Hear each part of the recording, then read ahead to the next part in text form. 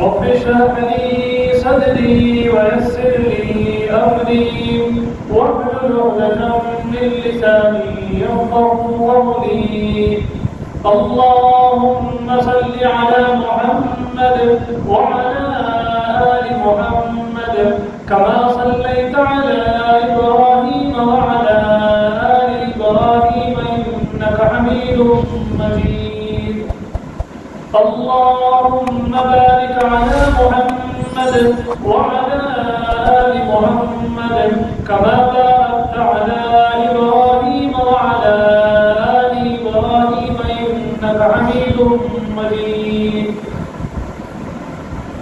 محترم بزرگوں اور ملت کے نوجوانوں، سیرت النبی صلی اللہ علیہ وسلم کا تذکرہ چل رہا ہے. اس میں جنگ بدر پر بات چل رہی ہے. پچھلے جمعہ ہم لوگوں نے جانا کہ رسول پاک صلی اللہ علیہ وسلم نے پوری تیاری کی، ساری صفیں ٹھہرائی، سارے دستے ٹھہرائے. میدان جنگ ہے، جنگ کے میدان میں صحابہ کرام موجود ہیں، اللہ کے رسول صلی اللہ علیہ وسلم موجود ہیں. آپ کے لیے ایک ٹیمپرری ٹینٹ بنایا گیا ہے. رسول پاک صلی اللہ علیہ وسلم اس میں جاتے ہیں اور اس میں جا کر اللہ رب العزت سے دعائیں مانگتے ہیں، دعائی دیتے ہیں کہ اللہ آپ نے وعدہ کیا ہے کہ آپ ہماری مدد کریں گے. اللہ کے رسول صلی اللہ علیہ وسلم دعاؤں میں کہتے ہیں کہ اللہ اس مٹھی پر فوج کو اگر آپ سرفرازی نہ دیں گے، کامیابی نہیں دیں گے، تو آپ کا نام لینے والا ان کے بعد کوئی موجود نہیں ہوگا. آپ سے درخواست ہے کہ آپ اپنا وعدہ پورا کیجیے اور ہمیں فتح سے امتناع کیجیے. یہ اللہ کے رسول صلی اللہ علیہ وسلم نے دعائیں مانگی. اللہ کے رسول صلی اللہ علیہ وسلم کی دعاؤں کو اللہ رب العزت نے قبول فرمایا اور فرشتوں کو اللہ رب العزت نے بھیجا، 1000 فرشتوں کو اللہ رب العزت نے بھیجا. اللہ کے رسول صلی اللہ علیہ وسلم نے دعا سے سب اٹھایا اور حضرت ابو بکر صدیق رضی اللہ تعالیٰ عنہ کو کہا کہ خوشخبری ہو تمہارے لیے کہ ابھی فرشتے موجود ہوں گے، آ رہے ہیں بلکہ فرشتے، اور ہماری کامیابی ہوگی، سامنے والوں کی شکست ہوگی. اس اعتبار سے اللہ کے رسول صلی اللہ علیہ وسلم نے زیرہ بھی پہنا. آپ صلی اللہ علیہ وسلم جنگی جو سوٹ تھا اس پر اللہ کے رسول صلی اللہ علیہ وسلم نے پہن کے تیزی سے لشکر کی طرف دوڑنے لگے، جانے لگے. صحابہ کرام نے جب آپ صلی اللہ علیہ وسلم کو یوں دیکھا اور یہ فرماتے ہوئے دیکھا کہ ابھی ان کی شامت آنے والی ہے اور یہ پیٹ پھیر کے بھاگنے والے ہیں اور ان کی شکست ہونے والی ہے اور مسلمانوں کی فتح ہونے والی ہے. وہ دیکھو حضرت جبرائیل آ رہے ہیں، وہ دیکھو فرشتے آ رہے ہیں، یہ جو دھول اٹھتی تمہیں نظر آ رہی ہے وہ فرشتے آ رہے ہیں ہماری مدد کے لیے. جب اللہ کے رسول صلی اللہ علیہ وسلم نے یہ کہا تو صحابہ اکرام کے اندر ایک جوش، صحابہ اکرام کے اندر ایک بلبلہ، صحابہ اکرام کے اندر ایک ہمت پیدا ہو گئی اور وہ بھی مستعد ہو گئے. جیسا کہ آپ جانتے ہیں اللہ کے رسول صلی اللہ علیہ وسلم نے ارشاد فرمایا تھا جب تک میں نہ کہوں اس وقت تک حملہ نہیں کرنا. ابھی تک بھی صحابہ اکرام ڈیفنس کر رہے تھے. یہ چال تھی، یہ جنگی چال تھی اللہ کے رسول صلی اللہ علیہ وسلم نے چلی تھی. اب دیکھیے جب اللہ کے رسول صلی اللہ علیہ وسلم آگے بڑھ رہے ہیں، جب شروع ہو چکی ہے، بہت دیر ہو چکی، ادھر سے تاڑ توڑ حملہ ہوتے جا رہا ہے، ادھر سے تیر برسائے جا رہے ہیں، نیزے برسائے جا رہے ہیں، فوج اڑ کے آ رہی ہے اور ان پر حملہ کرنے کی کوشش کر رہی ہے. ابھی مسلمان اپنی جگہ پر ٹھہرے ہوئے ہیں، ڈیفنس کر رہے ہیں، مطمئن ہیں، یعنی کہ ان کا اسٹامنا پورا کا پورا باقی ہے. سامنے والوں کا اسٹامنا آدھے سے زیادہ ختم ہو چکا. یہ جنگی چال تھی، یہ اسکیچ تھا نبی پاک صلی اللہ علیہ وسلم کا جو کہ انہوں نے وہاں پر اپلائی کیا تھا. اس کے بعد اللہ کے رسول صلی اللہ علیہ وسلم نے فرمایا کہ شدو، بڑھو، آگے بڑھو اور انہیں ختم کر دو. اللہ کے رسول صلی اللہ علیہ وسلم نے کہا کہ چلو، ہمارے ساتھ فرشتے بھی ہیں، اللہ کی مدد بھی آ چکی ہے، اب وقت آ گیا ہے کہ ہم بھی حملہ کریں. پھر جیسے ہی یہ بات ہوئی صحابہ کرام بھی ٹوٹ پڑے. یہ تازہ دم تھے، صحابہ کرام ایک دم تازہ دم تھے. وہ کئی گھنٹوں سے وہ جنگ لڑ رہے تھے لیکن اپنی جگہ ٹھہرے ہوئے تھے. دشمن جو تھا اڑ کے وہ واپس ہمارے پاس آ رہا تھا، وہ حملے میں حملہ کر رہا تھا. ان کی ہمتیں پست تھیں، ان کا اسٹامنا جنگ میں تھا، اس وقت اللہ کے رسول صلی اللہ علیہ وسلم نے اشارہ دیا اور حکم دیا کہ جاؤ اور ان پر حملہ کرو۔ اس وقت ایک صحابی تھے، وہ صحابی کھجور کھا رہے تھے یا کوئی اور چیز کھا رہے تھے، ان کا نام عمیر بن حمام ہے۔ وہ ان سے رسول صلی اللہ علیہ وسلم کو جب انہوں نے دیکھا تو انہوں نے پوچھا کہ یا رسول اللہ کیا ہماری مدد ہوگی؟ اللہ کے رسول نے کہا کہ ہاں ہماری مدد ہوگی، اور میں دیکھ رہا ہوں کہ جنت کے باغات یہاں نظر آ رہے ہیں، لیکن جو بھی جائے گا اور جو اپنے آپ کو ختم کرے گا، اللہ کے رسول صلی اللہ علیہ وسلم نے 3-4 جملے ارشاد فرمائے۔ اللہ کے رسول نے کہا کہ جو اللہ کے لیے لڑے گا، جو اسلام کے لیے لڑے گا، جو دین کے لیے لڑے گا، جو میرے ڈیفنس میں لڑے گا، وہ اگر شہید ہو جائے گا تو وہ سیدھا جنت میں جائے گا۔ حضرت عمر فرماتے ہیں کہ میرے ہاتھ میں، دیکھنے والے صحابہ کرام فرماتے ہیں حضرت عمر کے ہاتھ میں کھجور تھے، انہوں نے کھجور بازو رکھ دیے، یہ کہتے ہوئے کہ جنت میں جانے کے لیے کھجور کھانے تک کا میرے پاس وقت نہیں ہے، مجھے تو جنت میں جانا ہے۔ یہ کہتے ہوئے حضرت عمر رضی اللہ تعالیٰ عنہ آگے بڑھے اور اس لشکر میں کود پڑے اور صفوں کو چیرتے چلے گئے یہاں تک کہ وہ خود بھی شہید ہو گئے۔ اور یقین تھا کہ مجھے شہادت ملنی ہے، مجھے جنت میں جانا ہے۔ اس شوق کے ساتھ صحابہ کرام نے اپنے آپ کو جنگ میں شریک کیا، کفار کے سامنے اپنے آپ کو شریک کیا، سامنے رکھا اور ان کو تحقیق کیا، اپنی جوان مردی کو ثابت کیا اور اپنے ہنر کو ثابت کیا۔ فرشتوں کے مدد کے مناظر جو کتابوں کے اندر نظر آتے ہیں، جنگ تو شروع ہو گئی، صحابہ کرام بھی حملہ کرنے لگے، لیکن جنگ کے جو مناظر، یہ جو فرشتوں کے جو مناظر لوگوں نے لکھے ہیں، صحابہ کرام نے لکھے ہیں، تذکرے جو کیے گئے ہیں، حدیث کی کتاب میں جو لکھا گیا ہے، میرے دوستو ہمیں اس پر یقین کرنا ضروری ہے، اس لیے کہ اللہ کی مدد تھی، اللہ کی طرف سے خاص مدد تھی۔ آپ دیکھیے حضرت عکرمہ فرماتے ہیں کہ دشمن کا سر میں چلا، دشمن کا سر کاٹنے کے لیے، اس پر وار کرنے کے لیے۔ حضرت عکرمہ فرماتے ہیں کہ میں نے ابھی وار نہیں کیا، کیا میں کیا دیکھتا ہوں کہ جس پر میں وار کرنے والا تھا اس کا سر اس کے دھڑ سے الگ ہو کر نیچے گرتا ہے، وہ پریشان ہوتے ہیں کہ یہ کیا ہو گیا۔ حضرت عمر نے خود کہا کہ یہ فرشتے وہاں پر آ چکے تھے مدد کے لیے۔ اور حضرت عباس بھی فرماتے ہیں کہ میں چاہتا تھا کہ ان کا ہاتھ کاٹ دوں، لیکن کیا دیکھتا ہوں کہ میرے وار کرنے سے پہلے اس کا ہاتھ کٹ کے گر گیا۔ اللہ کے رسول صلی اللہ علیہ وسلم کے پاس بعد میں یہ سارے تذکرے ہوئے۔ حضرت انصاری، ایک صحابی انصاری صحابی ہیں، وہ فرماتے ہیں کہ یا رسول اللہ اب میں آپ سے دریافت کرنا چاہتا ہوں۔ آپ نے ارشاد فرمایا کہ آپ سے یہ دریافت کرنا چاہتا ہوں کہ یہ کیا معاذرہ ہے، یہ کیا معاذرہ ہے؟ ہم میں سے کوئی جاتا ہے اور اس کو ختم کرنا چاہتا ہے، لیکن اس کا سر دھڑ سے الگ ہوتا ہے، اس کا ہاتھ کٹ کے گر جاتا ہے، یہ کیا معاملہ ہے؟ اللہ کے رسول صلی اللہ علیہ وسلم نے ارشاد فرمایا تھا کہ یہ تیسرے آسمان کے فرشتے تھے جو تمہاری مدد کے لیے پہنچ چکے تھے۔ تمہارے سامنے جو حملہ ہوا وہ تیسرے آسمان کے فرشتے کا حملہ تھا۔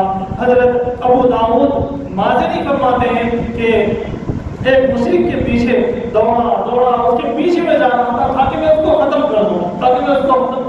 وہ فرماتے ہیں کہ میری تلوار اس کو لگی نہیں، وہ ڈھیر ہو گیا، وہ نیچے گر گیا۔ یہ بھی فرشتوں کی یہ ایک مدد تھی اللہ کی طرف سے، جو 1000 فرشتے جنگ بدر میں آ چکے تھے اور لوگ پریشان تھے۔ حضرت عباس رضی اللہ تعالیٰ عنہ کے بارے میں آتا ہے، حضرت عباس علیہ السلام قبول نہیں کیے تھے، وہ جنگ بدر میں دشمن کی طرف سے تھے۔ انہوں نے کہا جب ان کو قید کر کے لایا گیا تو انہوں نے کہا کہ مجھے اس نے قید نہیں کیا، مجھے تو اس آدمی نے قید کیا جس کے بال نہیں تھے، وہ بڑا خوبصورت تھا، وہ چمکیبرے والے گھوڑے پہ وہ سوار تھا، وہ مجھے نظر نہیں آتا۔ اللہ کے رسول صلی اللہ علیہ وسلم نے مسکراتے ہوئے فرمایا کہ نہیں، وہ تو فرشتہ تھا جس نے تمہاری مدد کی تھی۔ صحابہ کرام کو کہا کہ اور کہا یہ معزز فرشتہ تھا، یہ عمر رسیدہ فرشتہ تھا جس نے تمہاری مدد کی تھی۔ تم اسے پکڑنا چاہتے تھے، تم انہیں مارنا چاہتے تھے، لیکن تم سے پہلے فرشتے تھے جو اللہ رب العزت نے وعدہ کیا تھا، اس وعدے کو اللہ رب العزت نے پورا کیا۔ ایک ماحول بن گیا جنگ بدر کے اندر، ایک ماحول بن گیا اور لوگوں کو لگنے لگا کہ ابھی کفار کی شکست ہونے والی ہے۔ وہ اپنے قدم پیچھے ہٹانے کے لیے تیار تھے یا ہٹا رہے تھے۔ ابو جہل جو اس سے بنا تھا، جس کو اللہ کے رسول صلی اللہ علیہ وسلم نے کہا کہ اس امت کا وہ فرعون ہے، ابو جہل وہاں پر موجود تھا۔ اس نے اپنی اکڑ دکھائی، اس نے کہا کہ اے لوگوں سراقہ کا پیچھے ہٹ جانا، آپ کو جاننا چاہیے۔ سراقہ نے اپنے 3 100 قبیلے کے لوگوں کو لے کر جنگ سے الگ ہو گیا تھا، تو اس نے کہا، ابو جہل نے کہا کہ سراقہ نے جو اپنے قدم پیچھے ہٹائے اس کی وجہ سے تم کمزور نہیں ہونا۔ ابو جہل نے کہا کہ عتبہ کو مارا گیا، عتیبہ کو مارا گیا، ولید کو مارا گیا، ان لوگوں کا بدلہ تمہیں لینا ہے، تمہیں پیچھے نہیں ہٹنا چاہیے۔ مبارزہ جب ہوا تھا تو آپ جانتے ہیں سامنے سے 3 لوگ آئے تھے، ولید، عتبہ اور عتیبہ، ان کو حضرت حمزہ نے، حضرت علی رضی اللہ تعالیٰ عنہ نے ان کو ختم کیا تھا، تو اس نے وہ دعائی دی کہ ان کا بدلہ تمہیں لینا ہے، انہوں نے غلطی کی، انہوں نے جلدی جا کے وہ اپنی جان گنوا بیٹھے، لیکن ہمیں اپنی جان نہیں گنوانا ہے، ان پر حملہ کرنا ہے۔ میں آپ کو بتانا ہی چاہتا ہوں، مسلمان بھی بڑے زور و شور سے لڑ رہے تھے، صحابہ اکرام کے لیے فرشتوں کی مدد بھی آ چکی تھی، لیکن یہ سرغنہ تھا، ابو جہل کا یہ چاہتا تھا کہ مسلمان کو ختم کیا جائے، کاٹ دیا جائے، ان کا نام و نشان باقی نہ رہے۔ یہ تک ان کتابوں میں آتا ہے۔ ابو جہل نے کہا کہ اے لوگوں، ان مسلمانوں کو قید کرنا، ختم نہ کرنا۔ ان لوگوں کو وہ ابھار رہا تھا، لڑائی کے لیے ابھار رہا تھا، کہیں پیچھے نہ ہٹ جائیں، کہیں شکست نہ ہو جائے، اس کی اس کو فکر تھی۔ اس نے کہا کہ اے لوگوں، ان مسلمانوں کو پکڑ لینا، ان کو قید کرنا، ان کو مزہ چکائیں گے، انہوں نے ہمارے کتب کو گالی دی ہے، انہوں نے ہمارے سرداروں کو ختم کیا ہے، انہوں نے ہمارے باپ دادا جس دین پر تھے اس دین سے ان لوگوں نے اس دین کو ٹھکرایا ہے، ان کو بدلہ چکانا ہے، ان کو مزہ چکانا ہے، ان سے بدلہ لینا ہے، اس لیے ان کو قتل نہ کرو بلکہ ان کو قید کرو تاکہ ہم ان کو اذیتیں دے سکیں، ان کو تکلیفیں دے سکیں۔ ابو جہل ایک اپنی پلاننگ میں تھا، اس کو اپنی اکڑ میں تھی، اور وہ یہ چاہ رہا تھا کہ میں مسلمانوں سے بدلہ لیا جائے اور مسلمانوں کو پکڑ کے قید کیا جائے اور ان کو طرح طرح کی سزا دی جائے، لیکن اللہ کا فیصلہ کچھ اور تھا۔ ابو جہل بڑی نگرانی میں موجود تھا جب اس نے یہ اعلانات کیے جنگ کے اندر، کیونکہ وہ سرغنہ تھا، ان کا سردار مانا جاتا تھا، وہ کمانڈر مانا جاتا تھا، تو بعض کتابوں میں یہ لکھا ہوا ہے کہ نیزوں اور تلواروں کی گویا کہ دیوار تھی اس کے اطراف، وہ راڈ اپ اس کو کیے ہوئے تھے، وہ بیچ میں تھا، گھوڑے پہ تھا، بڑے عظیم گھوڑے پہ تھا، بہترین گھوڑے پہ تھا، زرہ پہنا ہوا تھا، پورے جنگی آلات اس کے پاس تھے، تلوار بھی موجود تھی، اور سب کے گھیرے میں وہ تھا کہ اپنے ہم کے سردار کو کوئی کچھ کر نہ سکے۔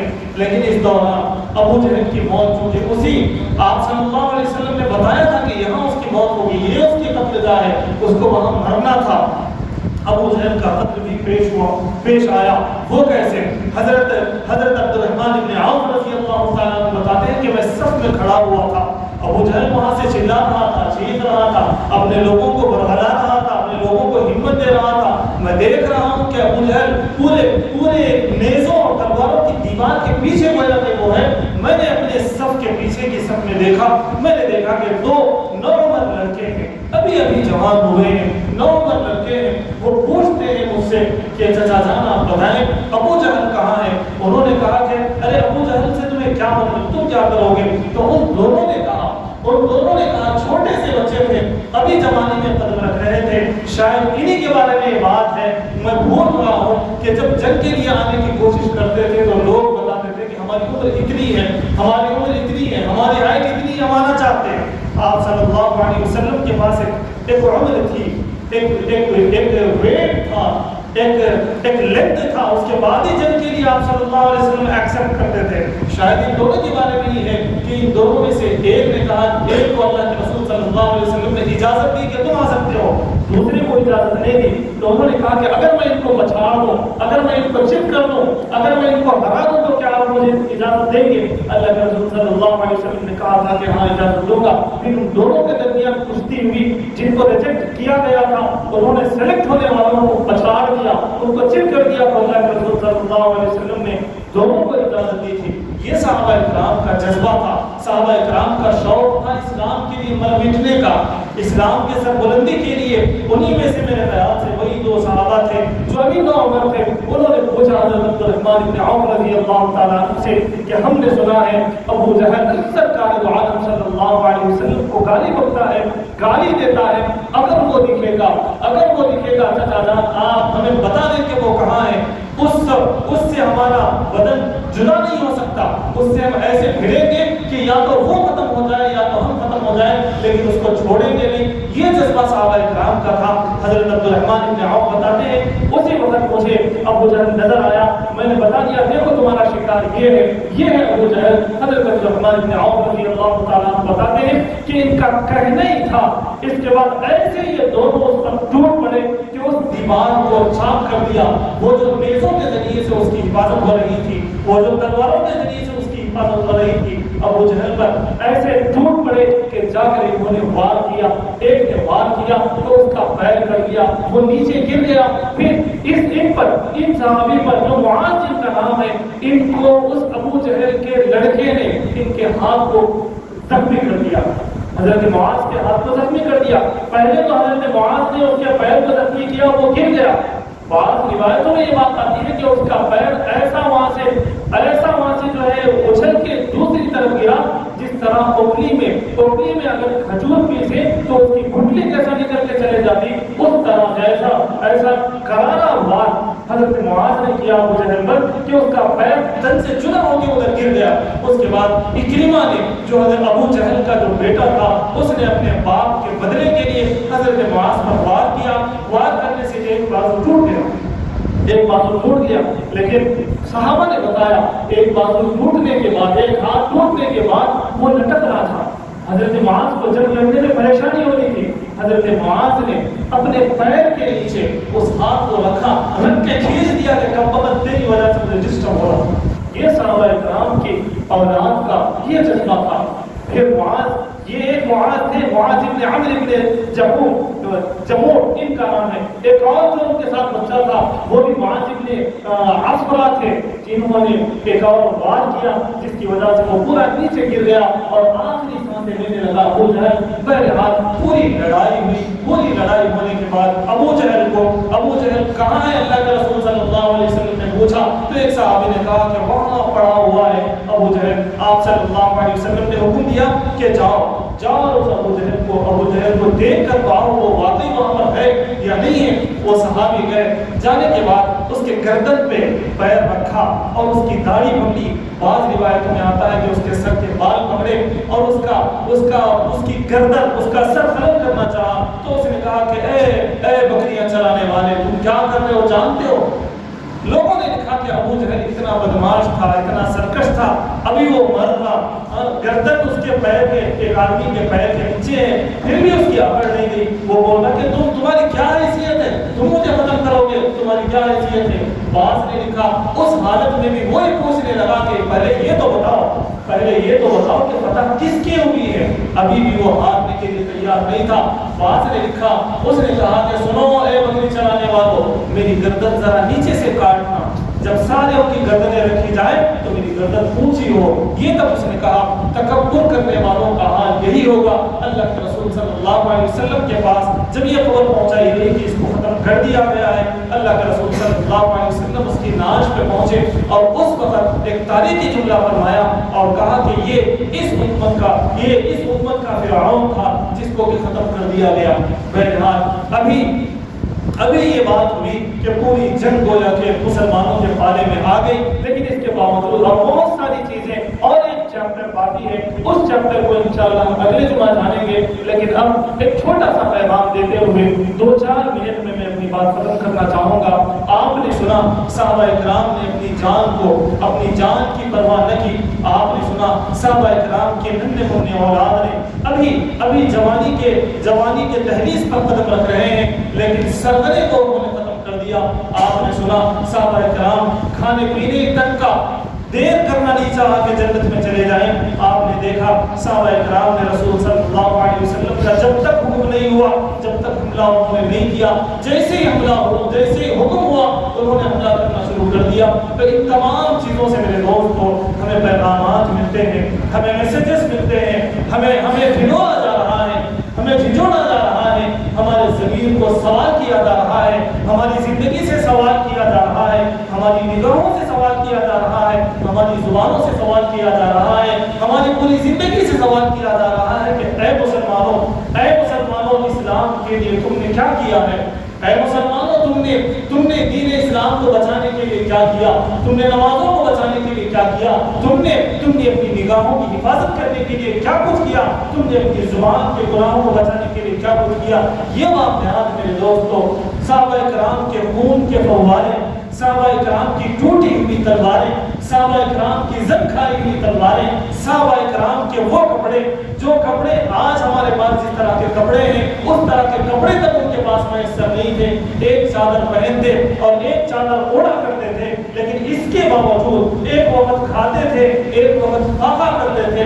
اس کے باوجود اپنی اہلیہ کو، اپنی اولاد کو ساری چیزیں پرووائڈ کرنا ان کے لیے مشکل ہی نہیں بلکہ ناممکن تھا۔ اس کے باوجود ان کے کھانے کے لیے کچھ نہیں تھا، پہننے کے لیے کچھ نہیں تھا، اوڑھنے کے لیے کچھ نہیں تھا۔ ساری چیزیں وہ جو ہمیں آج مل رہی ہیں میرے دوستوں، ان میں سے کوئی ان کے پاس چیزیں نہیں تھی، لیکن اس کے باوجود ان کے پاس جو جان تھی، ان کے پاس جو جذبہ تھا، وہ ان کے ہتھیلیوں میں تھا کہ رسول پاک صلی اللہ علیہ وسلم کے قدموں میں رکھ دیں۔ وہ یہ چاہتے تھے کہ میں کس طرح سے کام آ جاؤں۔ ایک صحابی کے بارے میں بولتے ہوئے میں آپ کو چلوں، نہ ان کے پیر ہیں نہ ان کے ہاتھ ہیں۔ اللہ کے رسول صلی اللہ علیہ وسلم نے حکم کیا تھا کہ لاؤ، اپنے پاس جو کچھ ہے لاؤ اور اللہ کے راستے میں دے دو۔ تو وہ صحابی باغ کے پاس گئے، وہ پانی بند کر رہا تھا۔ جب باغ میں پانی زیادہ ہو جاتا تو پھل خراب ہو جانے کا ڈر رہتا۔ تو ان صحابی نے کہا کہ یہاں میں لیٹ جاؤں گا، پانی بند کرنے کے لیے تم جو مٹی ڈال رہے ہو وہاں میں لیٹ جاؤں گا،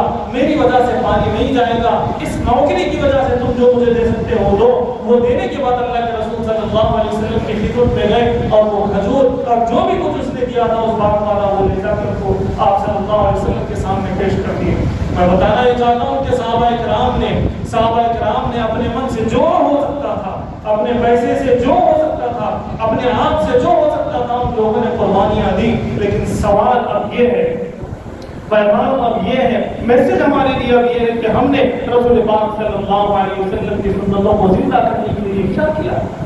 ہم نے قرآن کریم پر عمل کرنے کے لیے کیا کیا؟ ہم نے شریعت کو جاننے کی کتنی کوشش کی؟ ہم نے اپنے والدین کے حقوق ادا کرنے کی کتنی کوشش کی؟ رسول پاک صلی اللہ علیہ وسلم نے اولاد سے جو محبت کرنے کو کہا تھا، کیا ہم نے وہ کیا؟ اللہ کے رسول صلی اللہ علیہ وسلم نے پڑوسیوں کے ساتھ جو حسن سلوک کرنے کا حکم دیا تھا، کیا ہم نے وہ کیا؟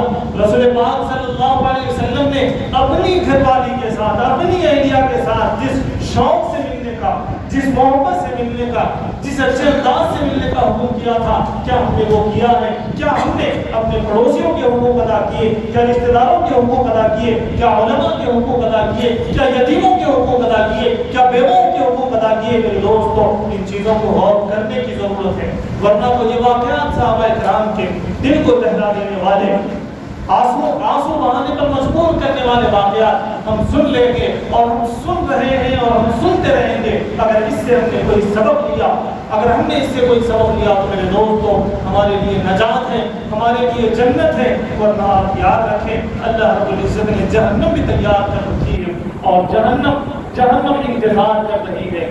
جہنم کہتی ہے حل من مزید، حل من مزید، مجھے اور چاہیے، مجھے اور چاہیے، مجھے اور چاہیے۔ اللہ رب العزت بھیجتے جائیں گے، جہنم کہتے جائے گی کہ مجھے اور چاہیے۔ تو اس سے اندازہ ہوتا ہے کہ جہنم کتنی بڑی ہے اور جہنم کا ایندھن بن سکتے ہیں۔ اس لیے آپ حضرات سے گزارش ہے، ہم کوشش کریں رسول پاک صلی اللہ علیہ وسلم کی سنتوں کو جان کر، صحابہ کرام کے واقعات کو جان کر ان سے سبق حاصل کریں، اور سبق حاصل کر کے ان چیزوں پر عمل کرنے کی کوشش کریں۔ اللہ تعالیٰ سے دعا ہے کہ اللہ تعالیٰ ہمیں اللہ کے رسول صلی اللہ علیہ وسلم کی سنتوں کو جاننے اور ان پر عمل کرنے کی توفیق عطا فرمائے۔ وآخر دعوانا الحمدللہ رب العالمین۔